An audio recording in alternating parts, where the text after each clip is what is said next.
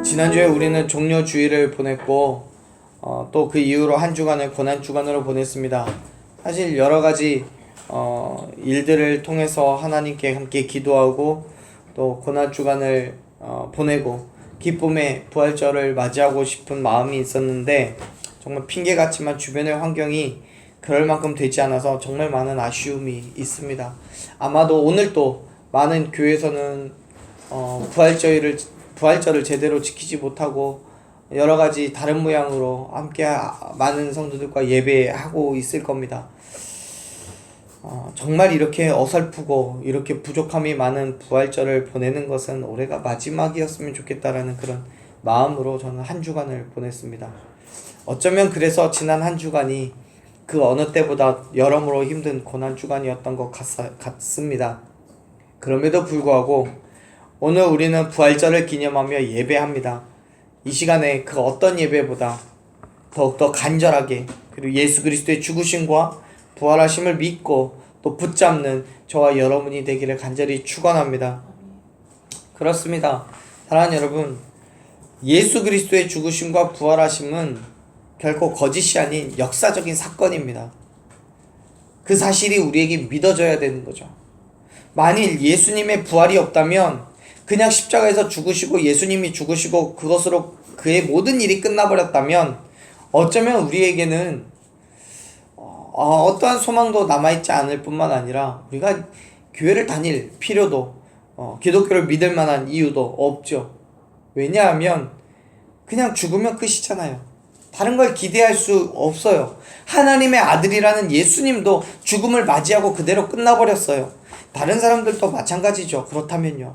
그 뒤에 아무런 일도 일어나지 않는데 뭔 기대를 할 수 있겠습니까? 그러나 예수님께서 저와 여러분을 위해서 그 십자가 위에서 물과 피를 다 쏟으시고 우리의 모든 죄를 구원하셨습니다.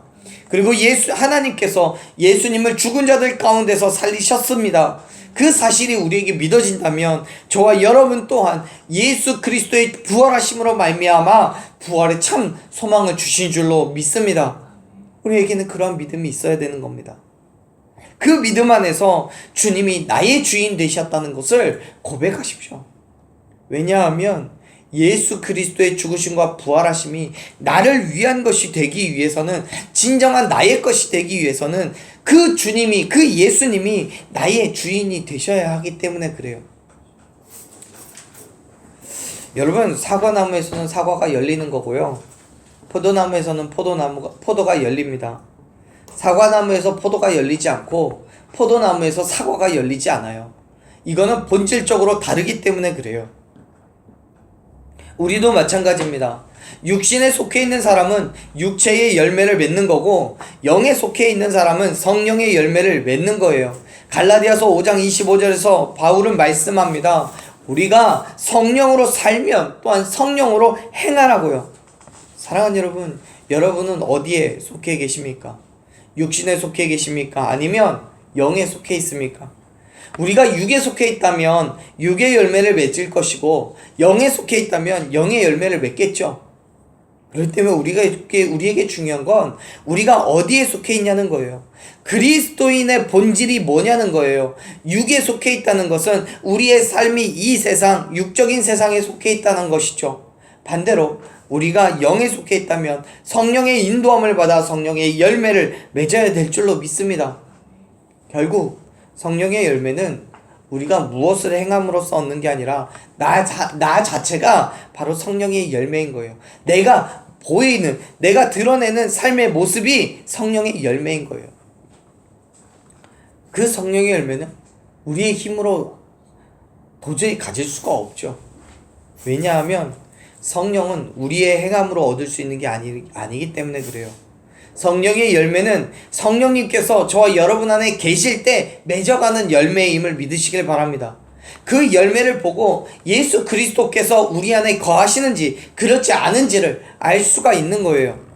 여러분, 교회를 다닌다고 해서 모두 다 성령의 열매를 맺을 수 있는 건 아닙니다. 내 안에 계신 주님을 나의 주님으로, 나의 주인으로 모시지 않으면 결코 맺을 수가 없습니다.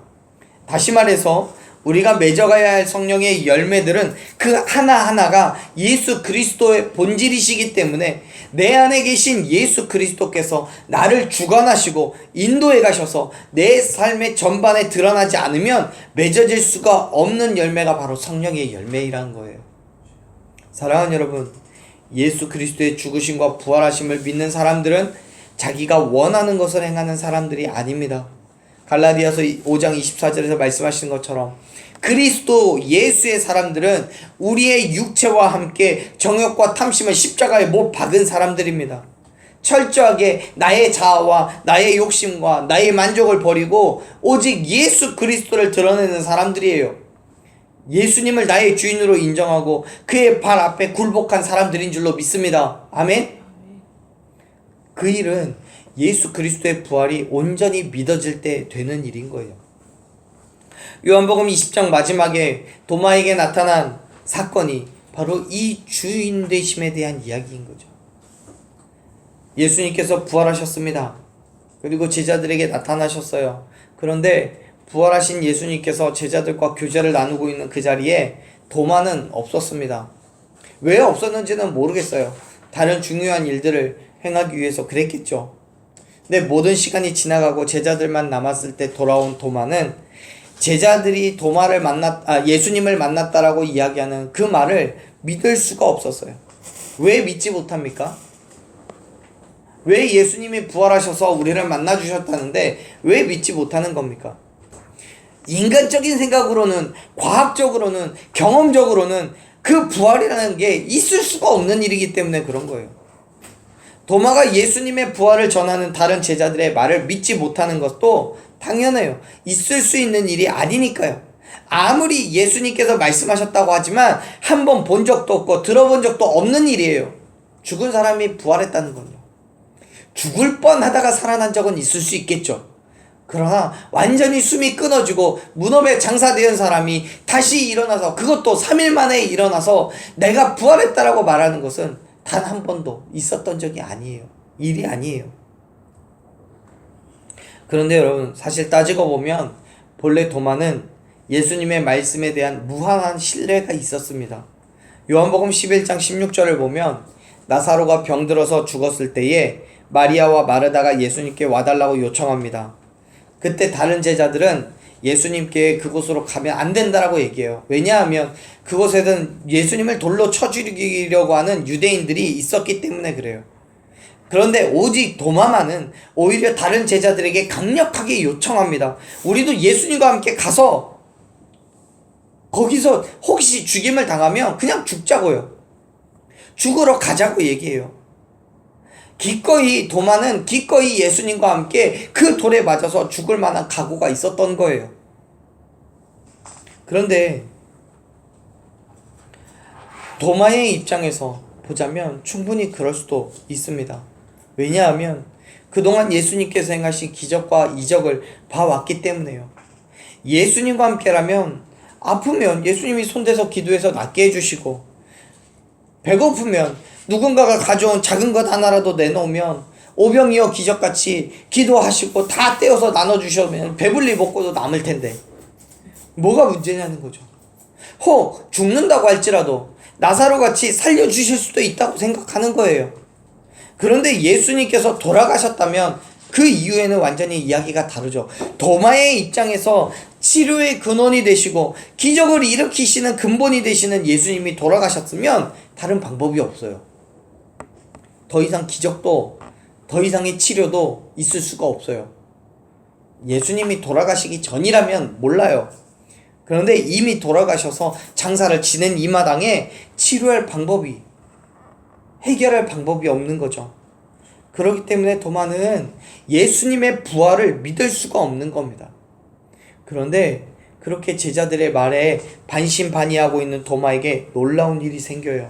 놀라운 일이 생겨요. 한번 말씀을 다시 한번 볼까요? 26절 말씀 같이 읽겠습니다.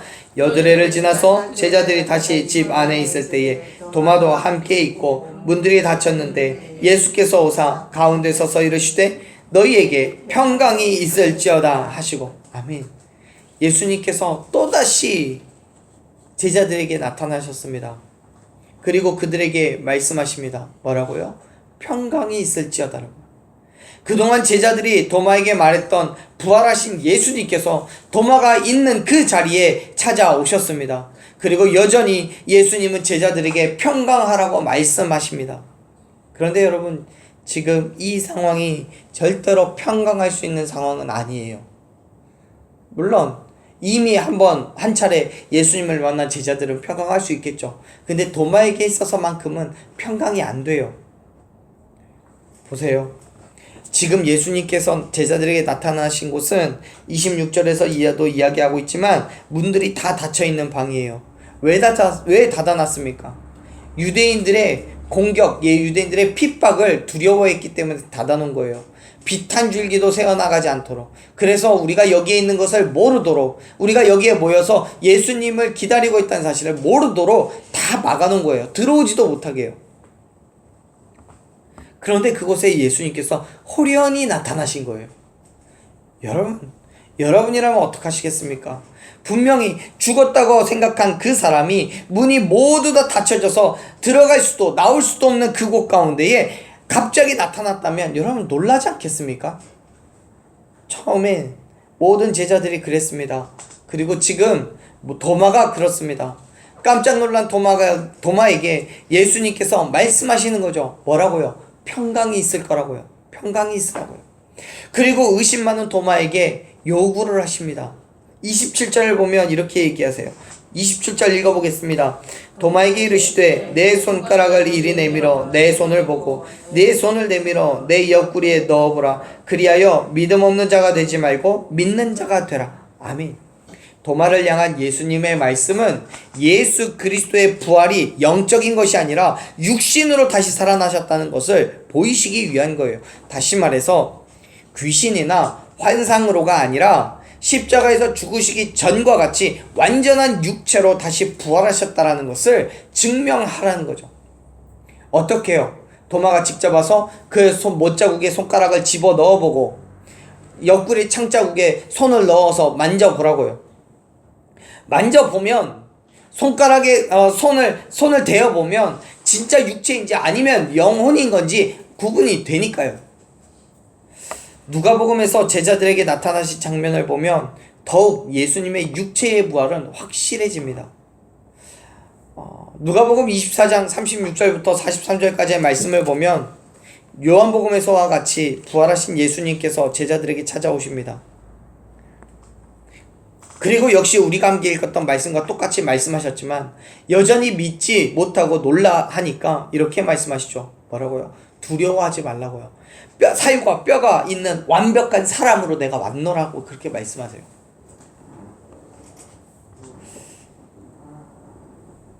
그래도 믿지 못하니까 또다시 말씀하십니다. 41절 42절 보면 예수님은 도마를 제외한 10명의 제자와 에게 육체를 보이시며 만져보게도 하시고 같이 음식을 나누어 드셨어요. 사랑하는 여러분, 예수 그리스도의 육체의 부활을 믿으십니까? 영의 부활이 아니라 확실하게 지금 저와 여러분과 같이 뼈와 살이 있는 육체로 부활하셨다는 사실을 여러분 믿으십니까? 여러분, 십자가에서 죽은 사람은 셀 수 없이 많습니다. 하지만 그 위에서 부활한 사람은 세상에 단 한 사람밖에 없습니다. 누구예요? 예수님이요. 그렇기 때문에 예수님께서 십자가에서 부활하셨기 때문에 베드로의 고백처럼 예수님께서는 진정한 그리스도시고 살아계신 하나님의 아들이 되신다는 사실 여러분 믿으시길 바랍니다. 하나님께서 예수님을 죽음 가운데에서 다시 살리심으로 말미암아 하나님의 아들 되심을 증거하고 있는 거예요. 베드로는 유대인들에게 뭐라고 얘기하는지 아세요? 사도행전 2장 36절 말씀을 보면 이렇게 이야기합니다. 한번 말씀 한번 찾아볼게요. 사도행전 2장 36절 말씀 한번 찾아보시길 바랍니다. 사도행전 2장 36절 190페이지에 있는데요. 36절 말씀을 보면 이렇게 이야기합니다. 같이 한번 읽겠습니다. 사도행전 2장 36절입니다. 읽습니다. 그런즉 이스라엘 온 집은 확실히 알지니 너희가 십자가에 못 박은 이 예수를 하나님이 주와 그리스도가 되게 하셨느니라. 아멘. 베드로는 얘기해요. 유대인들 너희가 못 박은 이 예수가 하나님이 주와 그리스도가 되게 하신 바로 그분이라고 해요. 주라는 단어는 헬라어로 퀴리오스라고 합니다. 이 단어는 힘이 있는, 권세를 가진, 권한을 부여받은 이런 뜻을 가진 단어입니다. 여기에서 힘이라는 것은요, 물리적인 힘이 아니라 지배력을 의미합니다. 다시 말하면 예수님이 하나님께서 부활하게 해주심으로 말미암아 주가 되셨는데 그 주는 하나님께로부터 권세를 부여받았다는 거예요. 우리를 지배하고 우리를 법적으로 보호할 수 있는 그런 사람이 되었다는 거예요. 요한복음 20장 28절에서 도마가 고백하는 것도 마찬가지예요. 우리가 다 함께 읽었던 본문의 말씀을 다시 한번 되돌아와서 보면요, 28절에서 도마가 이렇게 고백합니다. 같이 읽어보겠습니다. 도마가 대답하여 이르되 나의 주님이시오 나의 하나님이시니이다. 아멘. 도마가 부활하신 예수님을 만난 후에 뭐라고 고백해요? 주님이 나의 주님이라고, 주님이 나의 주라고 고백하잖아요. 여기에서 말하는 이 주가 퀴리오스예요. 지금 도마는 자기 눈앞에 서 계시는 부활하신 예수님을 보고 그렇게 고백하는 거예요. 나를 지배하고 나를 보호하고 나를 책임져 주시는 분이 바로 당신입니다. 나는 당신의 발 앞에 굴복하겠고 당신의 통치에 나는 굴복하겠습니다 라고 이야기하는 거예요. 사랑하는 여러분, 저와 여러분이 부활하신 예수님을 만나고 그 주님을, 예수님을 나의 주인으로 인정하고 그분 앞에 굴복할 때 예수님은 저와 여러분의 완전히 지배자가 되시고 우리의 모든 삶을 이끌어 가실 줄로 믿으시길 바랍니다. 예수님께서 지배하신다는 건 우리를 속박하고 억압하시는 그런 지배가 아니에요. 오히려 우리를 자유케 하는 지배인 줄로 믿습니다. 왜요? 그분이 우리의 모든 것을 책임져 주시기 때문에요. 믿으십니까? 요한복음 8장 32절에서 예수님께서는 우리에게 말씀하시죠. 예수님의 제자가 되면, 내 제자가 되면 진리를 알게 되고 그 진리가 너희를 자유롭게 할 것이라고요. 사랑하는 여러분, 예수님의 제자가 된다는 것은 예수님의 삶을 따라간다는 거예요. 그리고 진리를 알게 된다는 것은 예수님이 어떠한 존재인지를 알게 된다는 거예요. 그리고 예수님의 존재를 알기 때문에 예수님의 삶을 온전히 따라가기 때문에 예수님께서는 우리의 삶을 책임져 주시고 우리를 이끌어 가시고 우리를 지키시고 보호하실 거라는 말씀인 거예요. 그렇기 때문에 그 안에서 우리는 자유를 느끼게 되는 거죠. 우리가 함께 읽었던 26절에서부터 보면 예수님께서 제자들에게 부활하셔서 나타나셔서 말씀하시는 것, 너희가 평강이 있을지라다 라고 말씀하시는 그 평강이 바로 그 자유 안에서 드러나는 평강임을 믿으시길 바랍니다. 부활하신 예수님을 만남으로 말미암아 우리의 질병도 육체의 고난도 걱정도 근심도 다 사라졌기 때문에 정말 나의 주인이 내게 평강을 주셨기 때문에 우리는 자유로울 수밖에 없는 거예요. 지금 예수님께서 제자들에게 그리고 도마에게 평강하라고 말씀하시는 것은 지금 상황이 평강할 수 있는 상황이기 때문에 평강하라고 말씀하는 게 아니에요. 그들의 환경은 그 어느 때보다도 여유롭고 풍요로워졌기 때문에 평강할 수 있는 게 아니라고요. 부활하신 예수님을 만남으로 인해서 예수님께서 주시는 진정한 자유를 경험함으로 평강을 누릴 수 있음을 믿으시길 바랍니다. 여러분, 부활의 예수님이 나의 주인이 되셨을 때에 우리에게 진정한 자유가 주어진다는 사실을 여러분 기억하시길 바랍니다. 죽음의 권세를 이기시고 부활하신 예수님이 나의 주인이 되시기 때문에 나의 주인이 나의 질병을 치료해 주실 줄로 믿는 거죠. 나의 주인이 내 환경의 문제를 해결해 주실 줄로 믿는 거예요. 나의 주인이 나를 올가매고 있는 모든 걱정과 근심을 해결해 주실 줄로 믿는 거예요. 그 믿음이 우리에게 진정한 평강을 주고 그 믿음이 진정 우리의 삶에 자유를 허락해 주심을 여러분 믿으시길 바랍니다. 내 주인이 내게 왜 그렇게 하냐고요. 나의 주인이니까요. 내가 그분의 종이 되니까요. 그리고 그 주인이 바로 죽음을 이기신 분이시기 때문에요.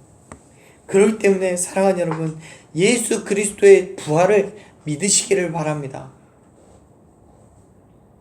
부활하신 예수님을 나의 주인으로 인정하십시오.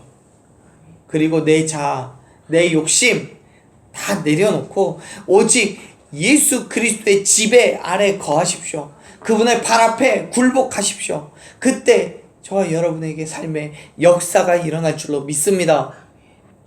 사랑하는 여러분, 여러분은 예수님의 부활을 어떻게 해야 믿으시겠습니까?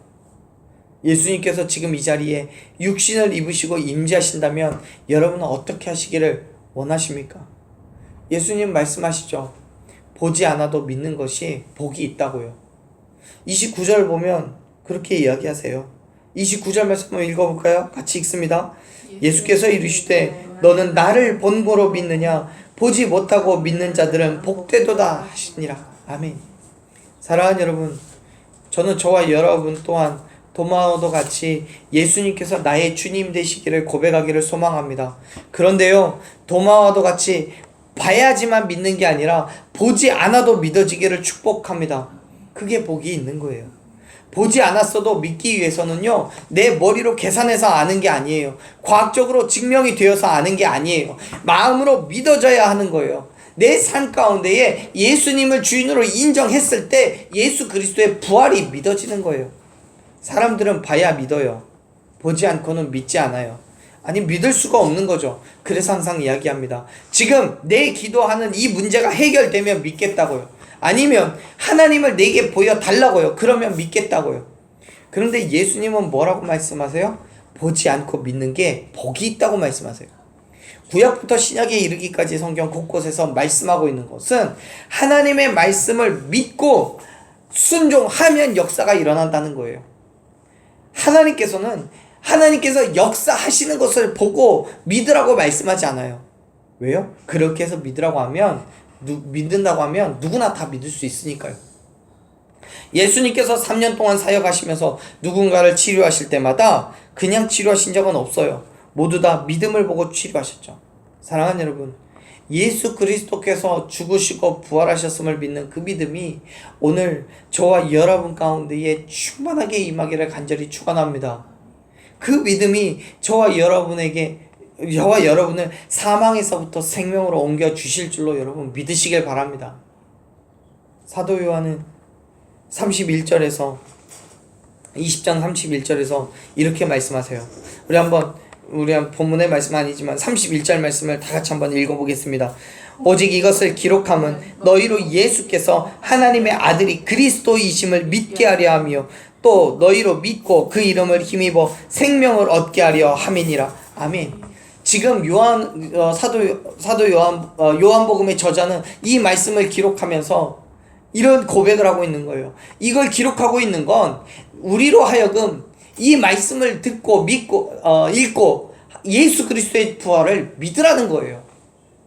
비록 우리의 눈으로 보지는 못했지만 부활하신 예수님을 보지는 못했지만 말씀을 통해서 또 제자들의 증언을 통해서 우리는 확신을 얻어야 되는 거죠. 여러분, 부활하신 예수님은 2000년 전에 부활하시고 다시 죽으신 것이 아닙니다. 시간이 되고 때가 되어서 나이가 다 되어서 죽으신 게 아니에요. 그 당시 부활하셔서 지금도 여전히 살아계신 저와 여러분의 구세주 되신 예수 그리스도이심을 믿으시길 바랍니다. 그리고 지금도 저와 여러분 가운데 함께하고 계심을 믿습니다. 그 주님을 믿음으로 말미암아 저와 여러분의 모든 정욕과 탐심을 십자가에 못 박았을 때 고린도후서 4장 7절부터 9절까지의 말씀과 같이 우겨쌈을 당하여도 쌓이지 않고 답답한 일을 당하여도 낙심하지 않고 박해를 받아도 버림받지 않을 줄로 믿습니다. 거꾸로 뜨림을 당해도 망하지 않는 거예요. 그 모든 비결이 예수 그리스도의 죽으심과 부활하심을 믿는 그 믿음 안에 있음을 여러분 또한 믿으시길 바랍니다. 사랑하는 여러분, 오늘 여러분은 무엇을 믿기 원하십니까? 여러분은 예수님이 여러분의 무엇이 되기를 원하십니까? 저는 저와 여러분이 예수님을 진정한 나의 주인으로 인정하기를 간절히 소망합니다. 그리고 예수님께 내 자리, 내 욕심, 내 자아 다 내어드리고 오직 예수 그리스도로 인하여 살아가는 저와 여러분이 되기를 간절히 축원합니다. 이제부터는 내 삶은 내가 주인이 아닌 거예요. 부활의 주님이 나의 주인이심을 고백하십시오. 죽음을 이기시고 부활하신 예수님이 저와 여러분의 주인이 되신다면 지금 26절에서 말씀하시는 것처럼 진정한 평강이, 예수님께서 주시는 평강이 저와 여러분 가운데 충만하게 부어질 줄로 믿습니다. 빌립보서 4장 7절에서 바울은 말씀합니다. 모든 지각에 뛰어난 하나님의 평강이 그리스도 예수 안에서 너희 마음과 생각을 지킬 거라고요. 그리스도 예수 안에서요. 여러분께서, 예수님께서 저와 여러분의 진정한 주인이 되실 때에 하나님의 진정한 평강이 저와 여러분에게 주어질 줄로 믿습니다. 여러분, 오늘 예수님의 부활을 기념하는 부활 주일입니다. 예수님의 부활은 부활로서에만 의미가 있는 게 아니에요. 부활하셨다고만 하고 끝나는 게 아니에요. 예수님께서 부활하셨기 때문에 그 사망 권세를 이기시고 승리하셨기 때문에 저와 여러분이 예수 그리스도의 부활을 믿을 때 우리 또한 예수의 피를 힘입어 사망 권세를 이기고 승리할 수 있다는 사실 여러분 믿으시길 바랍니다. 사랑하는 여러분, 예수 그리스도의 죽으심과 부활하심을 믿으시길 바라요. 확신하시길 바라요. 그리고 이제는 내가 내 안에서 죽고 예수 그리스도로 다시 살아나는 진정한 부활이 저와 여러분 가운데 있기를 간절히 축원합니다. 내가 죽어야 돼요. 갈라디아서에서 사도 바울이 고백한 것처럼 내가 십자가에서 죽어야 내 안에서 예수 그리스도가 살아 역사하는 거예요. 그게 예수님이 주인된 삶을 살아가는 것인 거예요. 사랑하는 여러분, 저와 여러분이 죽고 오직 내 안에 예수가 살아 역사하는 온전한 주님이 주인된 삶을 결단하는 오늘이, 그리고 매일매일의 그리스도인의 삶이 되기를 간절히 축원합니다.